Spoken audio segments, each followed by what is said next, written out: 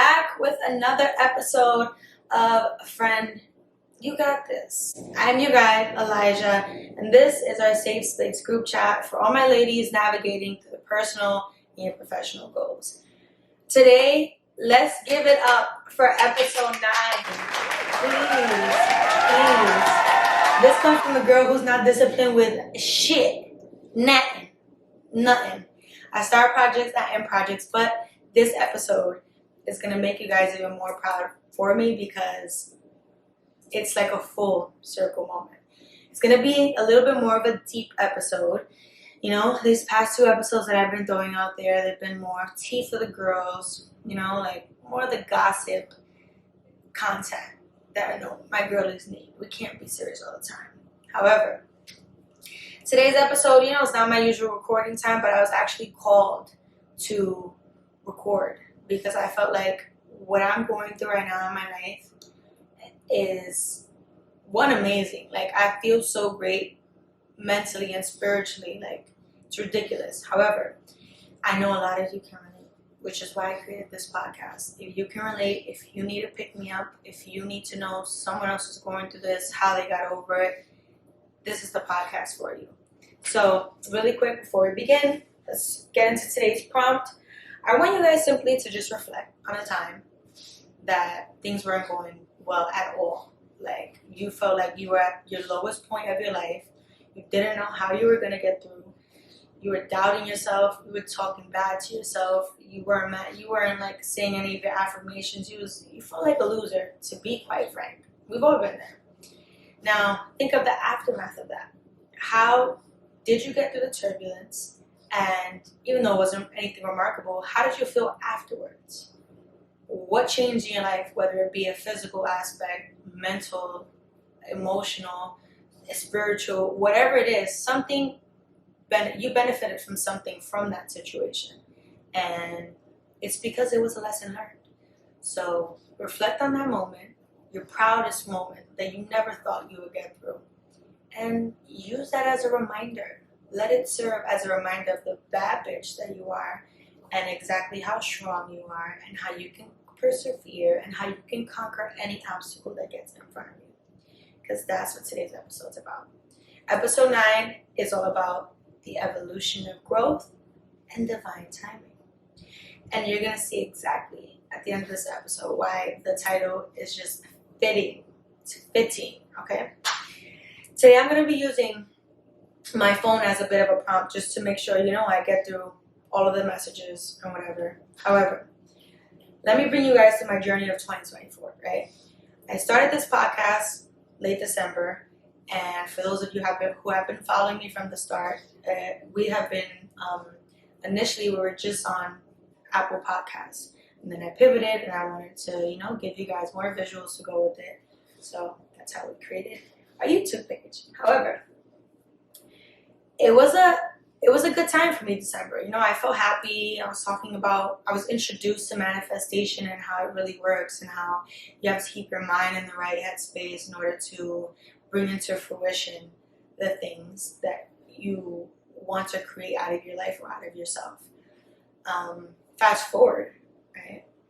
When we actually jump into 2024, it's been a lot for me. And I haven't been that transparent. So for those of you that don't know, you know, I work a 9 to 5 in addition to my little side gigs or my streams. Not of income yet, but my streams, you know. I'm trying to build my brand. I work at a real estate agency. I'm the manager. It's locally based, small business nearby my home in Queens. And for those of you who aren't familiar with the housing market, as of now, interest rates are high. Let me put you guys onto a little bit of game. Interest rates are very high, which means sellers are neglecting to sell their house because they're looking to sell, they're looking to move in somewhere else, and it's not the right time to buy, which brings me to why buyers are hesitant to buy at the moment. So it's not working out. Profits are low for a lot of agencies, especially ours. We started off with a good amount of agents, which is now, you know, slowly declining, and it's taken a toll on the business. We've had to downsize. I've had to assume some roles. And there's been times where I've gone without pay in my job. Like, for a long period, not longer than a month, but an unorthodox period, especially for an employee. And I had to tell myself I have to leave. There's been problems in my job before, but when I first initially got into my job, this was back in 2020 of January, 2022 of January, I told myself, this is going to be the last job you get before you become a billionaire, right? Emphasis on the B, billionaire, right? That's one thing I've stayed true to in terms of me manifesting. I know I'm destined for greatness. I know it. I feel it. I won't allow myself to tell myself anything otherwise, which is why I constantly push myself to do things I'm scared of, uncomfortable with, yada, yada, yada, right? So it's taking a toll on me, and I'm like, fuck, my financial situation is shit right now. Like, I need to get a new job. And in the back of my head, I'm telling myself, but you told yourself this was going to be your last job. So I'm battling between the standard I'd set for myself and my reality. Mind you, this is all when I just started the podcast. I created a vision board. If you guys want to take a look at the YouTube video I actually recorded when I created the vision board, I was on such a high of motivation. And I'm just looking at the vision board and I'm like, what the fuck? Like, 2024 was supposed to be my year, and now I'm looking for a new job. My income is low. What the hell? What the actual fuck, right? And I started the job search, and it didn't go well for the first couple interviews. The interviews went really well. However, I never got a call back. And that served as a learning lesson because I realized the thing I fucked up with, I'm also a professional organizer. That's one of the first businesses that I created, professional organizing. So usually when I go into an interview, I'll use that as a way to upsell myself. But I'm not realizing that a lot of employees don't want to hire entrepreneurs. They want someone who's there for the long term, who's looking to grow within the company. So if you mention that you have a side business or anything that's going to take your time away or potentially pull you away from that position, they're going to want to go with someone else. So that first couple of weeks doing interviews, I was so happy, I was so psyched, I was sure I got the job, and then no callback. So one, I'm in a depression already because I'm like, my money's not going good. This is not what I planned for 2024. I didn't want to get another job. Now I'm actually going for jobs and it's not working. Depression. Which is actually why in February I took like a short break from the pod.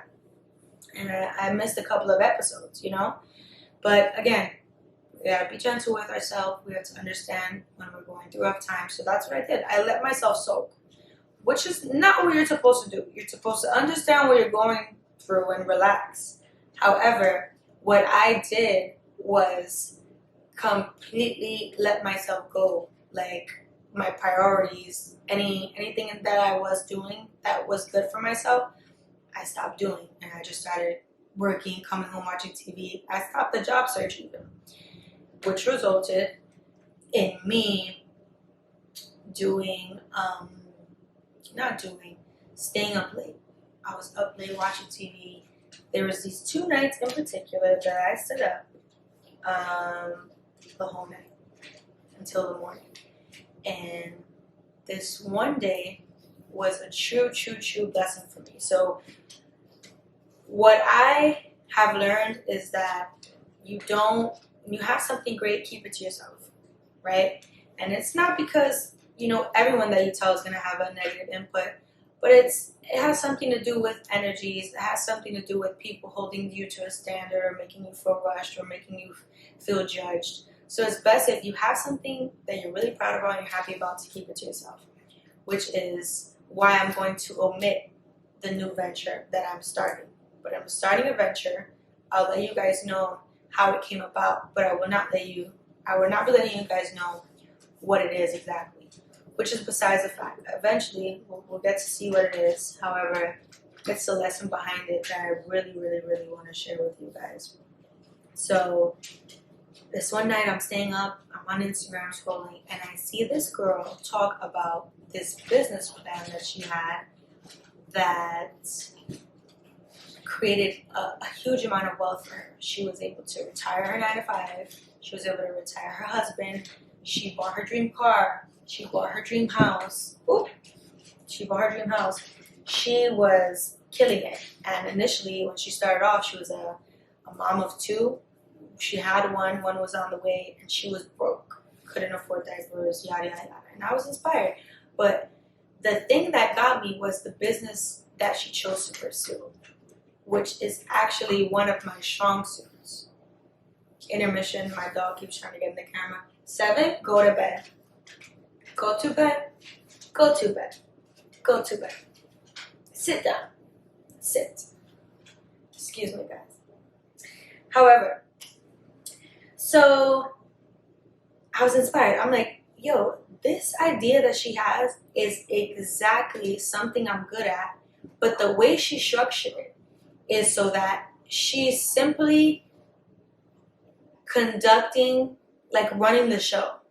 She's not doing the actual hard work. Initially, she did have to start off doing that before she can hire employees, but as of now, she's just the boss of everything. She's hiring employees, and she's just conducting all the plays and making sure this person's here, this person's here. We have a set price. I take my profit, you take your profit, and she's good.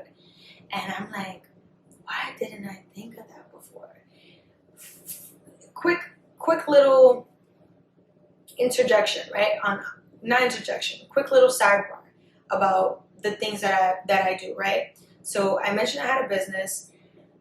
One of my businesses, I created Helping Hand in 2017. It was an eco-friendly organizing position. So eco-friendly meaning the systems in place, the materials used were sustainable. And then organizing, for those of you who don't know, instead of cleaning and mopping, it's making a place for everything in your home, having them grouped together, making it functionable, maintainable for whatever family is living there, right? I've had that. Then I pivoted, and I felt like, the job that I have right now, I love it. I hold it near to my heart, but as of now, it's not something I should be pursuing. What I'm going to go ahead and do is I'm going to target my market that I'm around, like more younger girls. So I'll do a subscription-based monthly box that will be geared towards organizing materials, but organizing for fun stuff like your makeup, your jewelry, whatever.